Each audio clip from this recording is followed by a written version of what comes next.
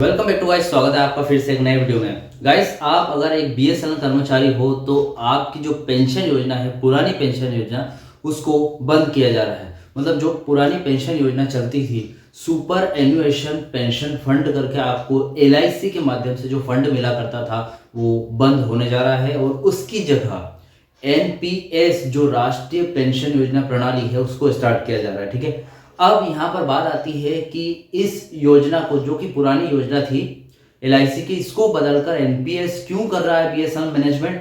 आज पूरी जानकारी विथ डिटेल विस्तृत तरीके से विस्तार से आज इस वीडियो में आपको बताने वाला हूं। तो चैनल पर नया तो सब्सक्राइब करें। मेरा नाम है सुनील विश्वकर्मा। जानकारी यूजफुल लगे तो एक लाइक करके जरूर जाना। चलेगा, इस बढ़ाते हैं वीडियो को आगे। देखिए गाइस, एक अपडेट आई है 21 अक्टूबर 2025 की अपडेट है और मैं ये वीडियो बना रहा हूँ 22 अक्टूबर के दिन, मतलब कल की अपडेट है ये। और इस अपडेट में बताया गया है कि introduction of national pension system यानी कि NPS in respected of BSNL required employees management decided to seek opinion from the recognised union and associations. ठीक है, इसको थोड़ा विस्तार से समझते हैं क्योंकि अपडेट थोड़ी सी है और इसको बड़ा करना बहुत जरूरी है। क्योंकि देखिए, अपडेट में आपको पूरी तरीके से एक बार में समझ में नहीं आएगी, थोड़ा सा एक्सप्लेन करने की जरूरत है।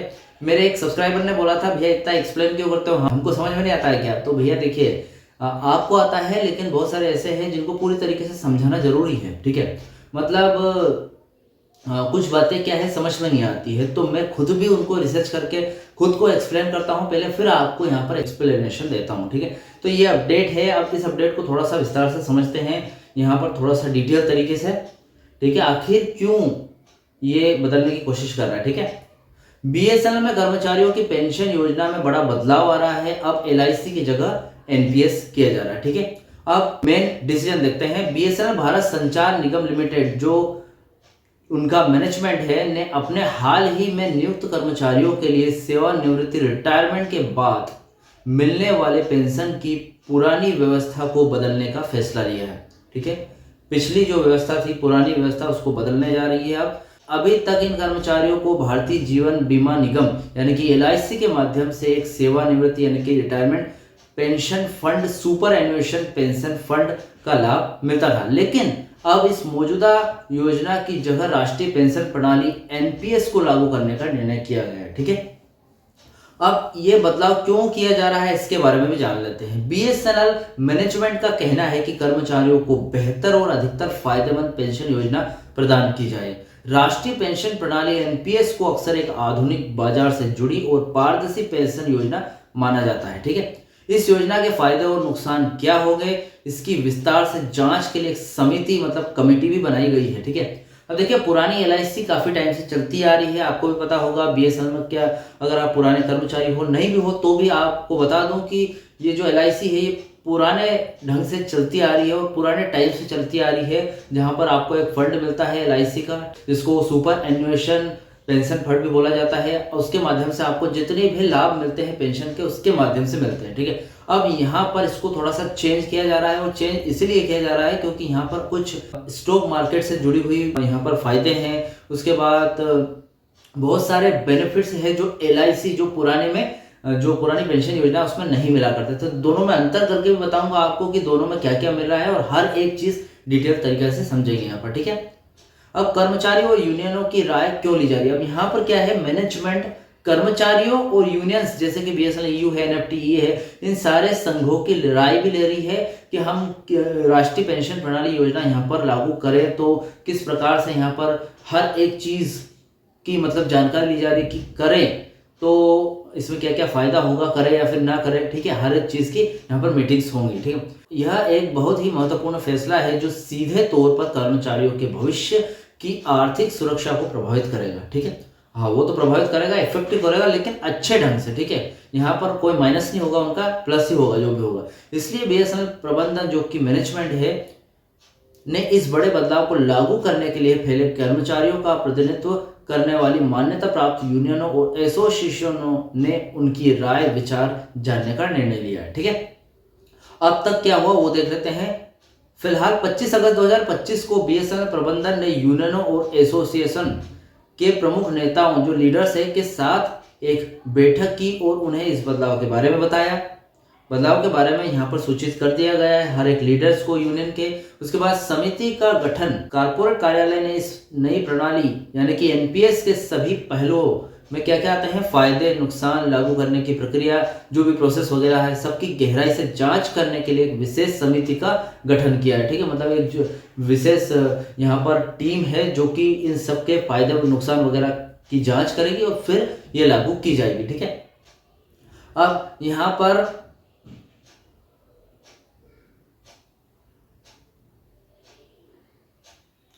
दस्तावेजों को साझा करना। अब प्रबंधन ने एनपीएस की प्रमुख विशेषताओं को समझाने के लिए दो बड़ी संख्याओं यानी कि भारतीय जीवन बीमा निगम एलआईसी और एचडीएफसी पेंशन मैनेजमेंट लिमिटेड से प्राप्त महत्वपूर्ण दस्तावेज यूनियनों के साथ साझा किए। यहाँ यह ध्यान रखना जरूरी है कि एलआईसी खुद भी एनपीएस के तहत एक पेंशन फंड मैनेजर है। ठीक है, यूनियनों और एसोसिएशनों को विधिवत एक आधिकारिक लेटर जारी किया गया है जिसमें उनसे अनुरोध किया गया कि भैया वे एनपीएस को अपनाने के संबंध में अपनी विस्तृत राय और सुझाव जल्द से जल्द मैनेजमेंट को दे। मतलब आपको क्या है कि ये जो आपकी पेंशन को बदला जा रहा है, जैसे कि एलआईसी को एनपीएस में बदला जा रहा है, तो एनपीएस से रिलेटेड जो भी अपनी राय है वो हमें जरूर कमेंट में बताइए, ऐसा यहाँ पर बताया जा रहा है। अब देखिए यहाँ पर अगर देखा जाए यह फैसला बीएसएनएल कर्मचारियों के लिए एक नई शुरुआत होगी। प्रबंधन चाहता है, मैनेजमेंट चाहता है कि वे एक ऐसी पेंशन योजना में शामिल हो जो शायद ज्यादा लचीली हो, कर टैक्स में फायदा दे और उन्हें अपने निवेश फंड को चुनने की आजादी दे। लेकिन चूंकि यह उनके रिटायरमेंट का फंड का मामला है, इसलिए प्रबंधन कोई भी अंतिम कदम उठाने से पहले अपने कर्मचारी प्रतिनिधियों की सहमति और संतुष्टि सुनिश्चित करना चाहता है। यह कदम सहभागी पार्टिसिपेटिव मैनेजमेंट है को भी दर्शाता है, जहां बड़े फैसलों में कर्मचारियों के प्रतिनिधियों को शामिल किया जाता है। ठीक, जैसे कि मैंने आपको इस वीडियो में बताया पेंशन प्रणाली को बदलने के पीछे का कारण क्या था। ठीक है, क्यों बदला जा रहा है, हमने यहाँ पर स्टार्टिंग में कुछ मैंने आपको पॉइंट्स बताए थे, जैसे कि स्टॉक मार्केट वगैरह या फिर ऐसी चीजों का फायदा होगा तो पहले वो जान लेते हैं। ठीक है, हर एक चीज वो भी आपको बता देता हूं कि आखिर क्यों, मेन रीजन क्या है बदलने का। बीएसएनएल मैनेजमेंट द्वारा एलआईसी की पुरानी योजना की जगह एनपीएस को लागू करने का जो निर्णय है, जो भी फैसला है, इसके पीछे के बहुत सारे संभावित कारण है जो आपको बताना चाहता हूं। ठीक है, तो पहला तो ये है बाजार आधारित बेहतर रिटर्न की संभावना। ठीक है, एलआईसी का पुराना सुपर एन्युएशन फंड अक्सर एक निश्चित आय फिक्स इनकम वाला उत्पाद होता है जो पारंपरिक रूप से स्थिर है लेकिन कम रिटर्न देता है। ठीक है, लेकिन देखिए ऐसा है कि एलआईसी पुरानी हो चुकी है योजना, तो इस हिसाब से आपको क्या है, आप जो रिटर्न देने की क्षमता है वो कम है। ठीक है, अब यहाँ पर एनपीएस एक बाजार आधारित मार्केट लिंक्ड योजना है जिसमें एक हिस्सा इक्विटी शेयर बाजार में निवेश किया जाता है। लंबी अवधि में इक्विटी में निवेश से महंगाई दर को मात देने वाला और एलआईसी फंड की तुलना में अधिक रिटर्न मिलने की संभावना होती है, जिससे सेवानिवृत्ति जो रिटायरमेंट में कर्मचारियों को बड़ा कोष जिसको बोलते हैं कॉर्पस मिल सकता है। ठीक है, देखिए एलआईसी में क्या है, सिर्फ एलआईसी की ही यहाँ पर आपको रिटर्न मिलता है एलआईसी से ही, लेकिन जो ये है एनपीएस, इसका जो इसमें क्या है, स्टॉक मार्केट में भी आपको बड़ा मोटी रकम मिलने का यहाँ पर चांस रहता है क्योंकि वहां से शेयर मार्केट से लिंक्ड है ये चीज। ठीक है, इसलिए और यहाँ पर लचीलापन और निवेश में विकल्प, यहाँ पर ऑप्शन आ जाते हैं। एनपीएस ग्राहकों को फंड मैनेजर जैसे कि LIC pension fund, HDFC fund pension fund इत्यादि आपको यहाँ पर और परिसंपत्ति वर्ग, इक्विटी, कॉर्पोरेट बॉन्ड, सरकारी बॉन्ड चुनने की आजादी देता है। कर्मचारी अपनी जोखिम क्षमता के अनुसार निवेश का आवंटन यानी कि एलोकेशन तय कर सकते हैं, भले वो ऑटो मोड पर हो। ठीक है, पुरानी एलआईसी योजना में यह लचीलापन और चुनाव की सुविधा सीमित होती थी और यह पूरा मैनेजमेंट के कंट्रोल में रहता था। ठीक है, मतलब ये जो पुरानी एलआईसी थी उसमें आपको चुन नहीं सकते थे, लेकिन यहाँ पर इतनी चीजें आप चुन सकते हो। ठीक है, अब यहाँ पर पोर्टेबिलिटी और पारदर्शिता, एनपीएस खाते में प्राण करके एक स्थायी सेवानिवृत्ति खाता होता है जिसको प्राण बोलते हैं। जो प्राण मतलब PRAN, इसको प्राण डायरेक्ट बोल सकते हैं या फिर PRAN भी बोल सकते हैं, जो नौकरी बदलने पर भी आपके साथ ही रहती है, अत्यंत पोर्टेबल होता है। ठीक है, एनपीएस की संरचना अधिक पारदर्शी होती है जहां ग्राहक अपने निवेश, व्यय और दैनिक शुद्ध परिसंपत्ति मूल्य NAV नाव को ऑनलाइन ट्रैक कर सकते हैं। ठीक है, बेहतर लाभ, यहाँ पर बेहतर लाभ भी मिलता है। एनपीएस कर्मचारियों को आयकर अधिनियम की धारा यानी कि 80CCD के तहत 50,000 की अतिरिक्त कर कटौती का लाभ देता है, जो पारंपरिक पेंशन फंड में उपलब्ध नहीं होता। यह कर्मचारियों के लिए एक आकर्षक वित्तीय प्रोत्साहन है। मतलब यहाँ पर देखिए कर लाभ भी मिलता है यह, लेकिन पुरानी पेंशन योजना में ये नहीं है। आधुनिक सामाजिक सुरक्षा की पहल।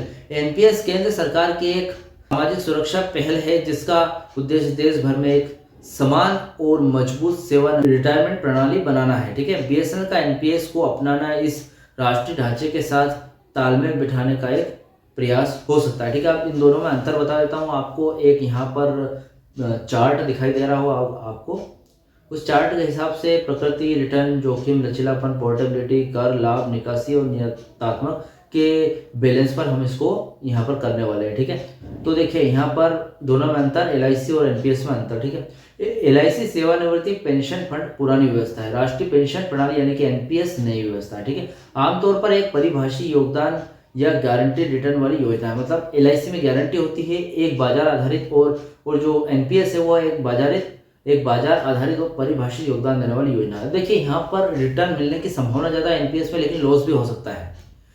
अब यहाँ पर एलआईसी में स्थिर सुरक्षित रिटर्न, लेकिन बाजार आधारित रिटर्न की तुलना में कम रहने की संभावना है। अब ये जो एनपीएस है इसमें बाजार आधारित रिटर्न जो लंबी अवधि में अधिक रिटर्न दे सकता है, लेकिन गारंटी नहीं होती। अब देखिए मैंने आपको बताया कि गारंटी नहीं होगी एनपीएस में, लेकिन ये एलआईसी के मुकाबले ज़्यादा ही रिटर्न देगा आपको। अब एलआईसी में कम जोखिम होता है, पूंजी की सुरक्षा पर अधिक ध्यान दिया जाता है। सुरक्षा सिक्योरिटी पहला होनी चाहिए। यहाँ पर सिक्योरिटी पहली, यहाँ पर फोकस है कि सिक्योरिटी पहला।